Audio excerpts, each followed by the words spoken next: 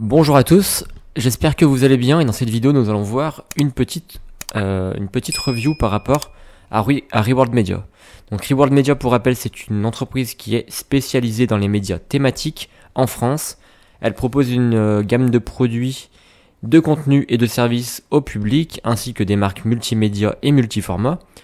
La société fournit également des services de marketing de marques, notamment de la publicité de gré à gré ou événementielle, ainsi que des services de marketing à la performance, comprenant des solutions d'affiliation ou de publicité programmatique. La société a été constituée en 2001 et est basée à Boulogne-Billancourt en France. Donc voilà. Pour les personnes qui veulent plus de détails, j'ai déjà fait 2 vidéos par rapport à cette entreprise et une dernièrement il y a 2-3 mois, pour présenter les résultats annuels, les résultats semestriels, donc concernant le semestre 1 2023. Donc vidéo qui sera plus complète, là c'est vraiment plus pour faire une actualisation, comme l'entreprise a énormément chuté depuis les dernières semaines, voire les derniers mois.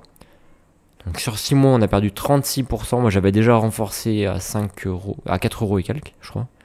Mais j'ai un PRU qui est quand même très élevé à 5,2 il me semble. Donc je me pose des questions, là à 3,34, voilà, sur un an on a perdu la moitié de sa capitalisation boursière, c'est énorme, alors que les résultats étaient bons. Il y a seulement certaines menaces qui pèsent sur le groupe, mais voilà, on en parlera par la suite.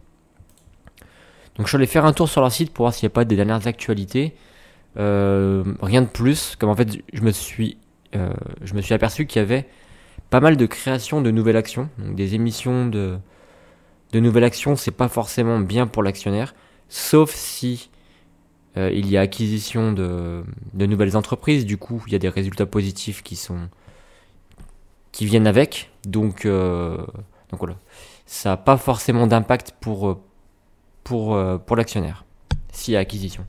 Donc j'essaie de voir les dernières acquisitions du groupe et voir si du coup la création de ces nouvelles actions était justifiée. Et certaines sont justifiées, d'autres beaucoup moins. Et dernièrement, il me semble qu'il y a encore un programme d'émission d'actions, donc ça c'est pas une bonne chose. Au niveau de la gouvernance, il n'y a pas grand chose à dire non plus.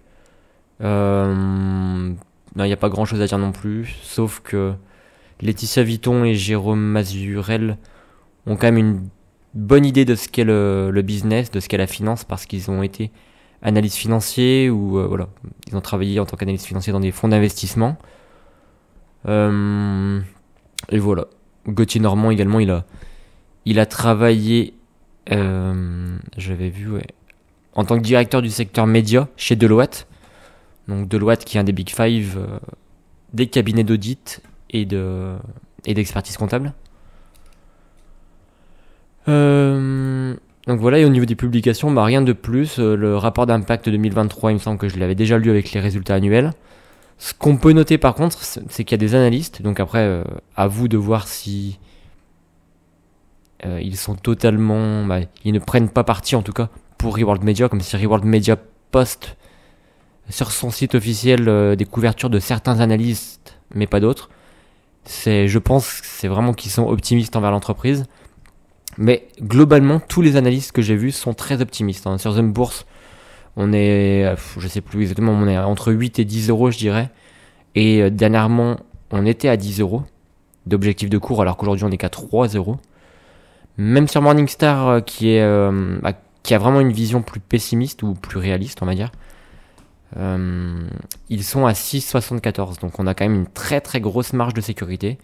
Et là, on se retrouve vraiment tout en bas du nuage de points, donc c'est vraiment pour ça que ça pourrait potentiellement m'intéresser.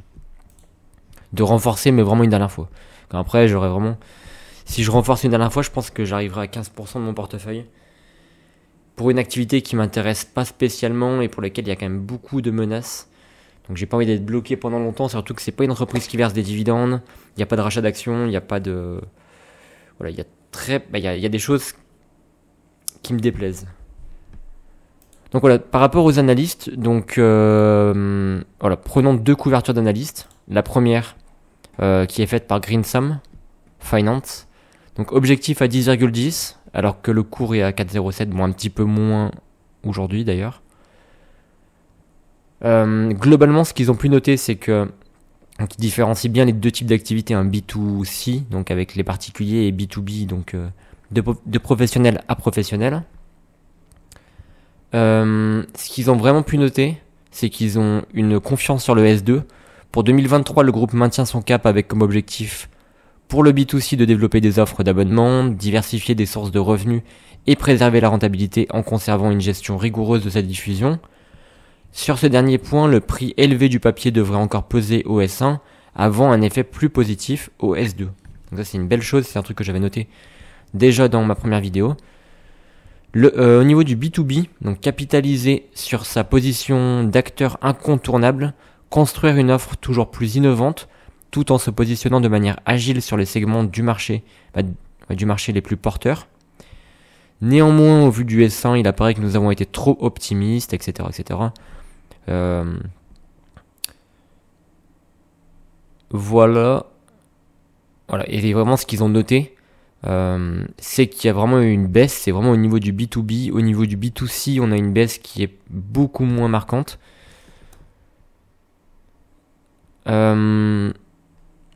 Et voilà, ils ont également mis en perspective la contribution d'Unify que Reward Media a acquis l'an passé. Cependant, ils ont été encore une fois trop optimistes. Donc, d'après leurs calculs, elle a été sur le S1, donc la contribution d'Unify. Sur le S1, elle a été d'environ 20 millions, ce qui peut paraître peu au vu d'un CA annoncé de 55 millions l'année dernière. La mise en place d'une nouvelle organisation a sans doute pénalisé les équipes commerciales sur le semestre. Rappelons tout de même que l'activité affiche une forte saisonnalité avec un T4 très très fort, qui a rapporté à lui seul 17 millions. Toutefois, même si la conquête commerciale devrait être mieux calibrée au S2, nous estimons désormais l'apport d'Unify sur 2023 à 47 millions versus 62. Voilà. Opinion et objectif de cours, donc ils ont abaissé leur cours, ils étaient sur un objectif de 11,51 au début, et là ils ont plutôt un objectif qui ressort à 10,10, ce qui offre un potentiel de hausse de 148,1%. Donc ils sont évidemment toujours acheteurs.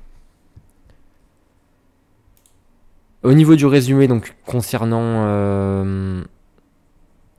ces analystes de BNP Paribas, donc pénalisés par un ralentissement du S1 qui est surtout dû au B2B, globalement ils ont la même pensée que les autres analystes, sauf qu'ils ont abaissé leur cours de 11,8 à 9,9, donc une plus grosse baisse.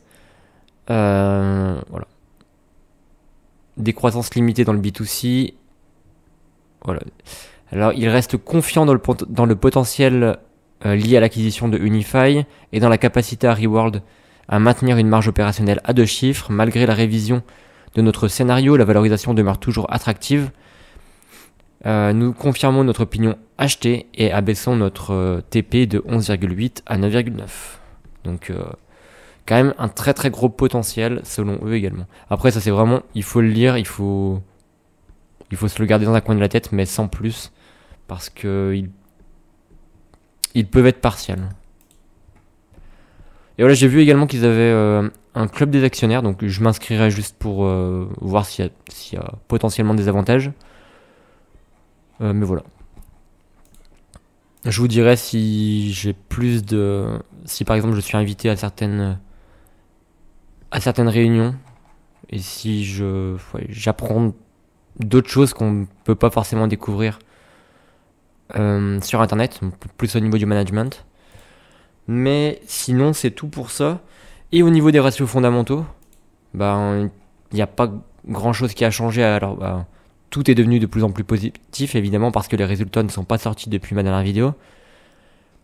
Et le cours a bien diminué, donc voilà. On reste alors sur une valorisation qui reste très faible.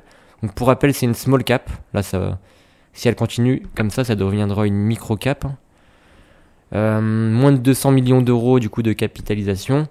On a un PER de 4,6 contre 15,3 pour le secteur. Une trésorerie de 7,1 contre 6, 9,6 contre 15,6. Ça reste très bien également. On a une entreprise qui est très rentable, 2 fois plus rentable que le secteur au niveau, si on prend le rendement de ses capitaux propres. Le rendement de ses actifs, on est à 7,9 contre 4,8. Et zéro dette. Donc ça, c'est excellent également. Au moins, ce que je suis sûr, entre guillemets, c'est qu'elle ne va pas faire faillite. Donc je récupérerai toujours un petit peu d'argent si vraiment le cours diminue beaucoup. Donc on a un chiffre d'affaires qui a toujours été en augmentation. Dans ce scénario, on va pas prendre en compte l'année 2020. En 2020, il y a eu... 2020, ça a été une année chaotique. Avec la diminution du résultat net de moitié. Donc, mais sinon, tout a été très très bien. Donc des investissements qui sont de plus en plus conséquents, ça c'est une belle chose. Et c'est aussi, je pense, ce qu'a remarqué Indépendance et Expansion, qui sont complètement sortis du coup, qui ont tout vendu, qui ont vendu toutes leurs actions de Reward Media. Donc ils avaient vendu 50%, il me semble, au début de l'année, je dirais aux alentours de mars. Et 1 ou 2 mois plus tard, ils ont vendu l'intégralité de leurs actions. William Higgins, il avait fait part de son inquiétude concernant une baisse de la croissance organique à l'avenir. Donc une croissance qui pourra être positive, mais seulement par le biais des acquisitions. Donc il avait vraiment cette crainte-là. Et au niveau du management, j'ai entendu dire qu'il était pas très serein non plus. Donc voilà. Des investissements du coup qui seront de plus en plus conséquents, ça paraît logique, et dans les années à venir, ça devrait l'être de plus en plus. De toute façon, ils ont la trésorerie et ils sont pas endettés, donc ils peuvent le faire sans aucun souci. Du coup, un flux de trésorerie disponible qui reste très intéressant. 0 dividende, malheureusement. 0 rachat d'actions, donc en fait, tout le résultat net, tout le bénéfice net, en fait, il va être distribué direct. Il va partir directement dans les investissements. Pas de rachat d'actions, pas de dividende. Voilà. Et pas de remboursement de dette parce qu'il n'y a pas de dette quasiment. Donc tout va dans les investissements. Voilà. Ensuite, Hero, on l'a déjà vu. Marge nette qui reste très intéressante. On est à 8% de marge nette, ça reste très très bien. Ce qui, je suis assez réticent aussi sur le fait que c'est une entreprise qui dégage des marges nettes intéressantes seulement depuis 2019. Sur 2017 et 2018, elle est à peine rentable. Et voilà. Pas de dette long terme. Ok. Et au niveau de la croissance, on peut voir qu'on a quand même une très belle croissance qui est aux alentours des 10%. Et même au premier semestre 2023, je crois qu'on était à 10% et quelques. Donc voilà. Donc en conclusion, ce qu'on peut dire, c'est que les ratios sont excellents. Vraiment excellents. Donc d'un point de vue qualitatif, il n'y a rien à dire. Évidemment qu'il faut aller plus loin en lisant les rapports financiers et voir du coup plutôt le management ou quelles sont les menaces à l'avenir du coup. Donc le management. Pourquoi il n'y a pas de rachat d'actions ? Moi, c'est quelque chose qui me déplaît énormément. Si on a un cours aussi faible, si on a vraiment un cours en bourse qui est vraiment très intéressant, moi, si je suis PDG de la boîte, je sais pas, si je suis dirigeant de l'entreprise, je vais pas hésiter une seconde à racheter mes actions. Ça me semble évident et c'est ce que fait généralement les excellentes entreprises comme LVMH. Bernard Arnault, il n'hésite pas une seconde dès que le cours commence à diminuer et s'il estime que la valeur elle est pas surévaluée, encore une fois. Pernod Ricard, c'est pareil. Dernièrement, ils ont fait un programme de rachat d'actions parce que la valeur elle semblait vraiment intéressante. Pernod Ricard, là, ils sont à 175, je crois. Ça fait pas mal de temps qu'elle n'a pas atteint ce cours-là. Pour les dirigeants, ça semble intéressant. Et à 3,42, je comprends pas pourquoi les dirigeants ne font pas de rachat d'actions. Également en menace qu'on peut noter la croissance organique du coup. Est-ce qu'elle pourra réussir en interne à croître alors que déjà au S1 ça a été compliqué, il y a eu une baisse de son activité surtout liée au B2B. Voilà. Et ensuite, Indépendance et Expansion a vendu, donc Évidemment qu'il ne faut pas copier-coller ce que les fonds d'investissement font, mais s'ils ont vendu, c'est bien qu'il y a une raison. Après, ils n'ont pas non plus les mêmes objectifs que des particuliers. Si la rentabilité est trop faible dans leur portefeuille, voilà, au bout d'un moment, ils vont vendre. Et il me semble que William Higgins, il a vraiment cette vision qu'il faut vendre les entreprises qui performent le moins dans le portefeuille. C'est un petit peu le contraire de ce que je fais, mais au final, je pense qu'il a potentiellement raison. Mais voilà, dans tous les cas, je vous renvoie, pour ceux qui veulent plus de détails, à ma première vidéo sur celle des résultats du premier semestre 2023. Et pour toutes les personnes qui sont intéressées, n'hésitez pas. Si vous voulez ouvrir un compte DEGIRO, donc les frais sont vraiment très faibles par rapport à pas mal d'autres brokers. Si vous voulez ouvrir une assurance vie, il y a beaucoup d'assurance vie ou de CTO que j'ai déjà présenté dans d'autres vidéos sur ma chaîne, qui sont vraiment intéressants avec des grosses rentabilités. Donc moi je passe par Linkseo, il y a un lien parrainage. À chaque fois vous avez des codes promo donc qui vous permettent d'avoir soit des actions, soit de l'argent qui est directement transféré sur votre compte. Et pour ceux aussi qui veulent s'inscrire sur Bourse Direct, voilà, il y a le code parrainage qui vous offre 50 € sur votre compte. Plus si vous voulez transférer votre compte, je sais pas, Boursorama par exemple, à Bourse Direct, vous avez l'offre de remboursement de tous les frais de transfert. Donc c'était tout pour cette vidéo. N'hésitez pas à me poser des questions en commentaire ou à me contacter par email.